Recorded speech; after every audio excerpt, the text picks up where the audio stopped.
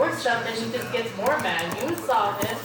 But you're the parent. You have to make sure that communication is going somehow.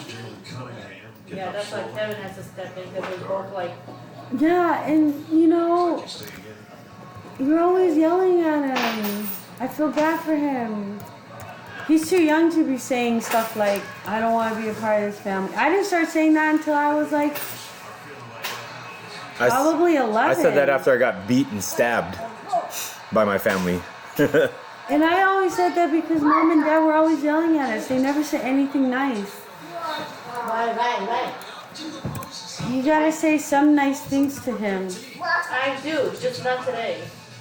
No, I've been seeing. In the last couple of days you've been yelling at him.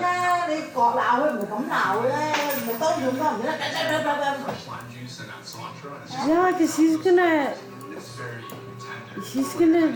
start. I know, because I felt those things,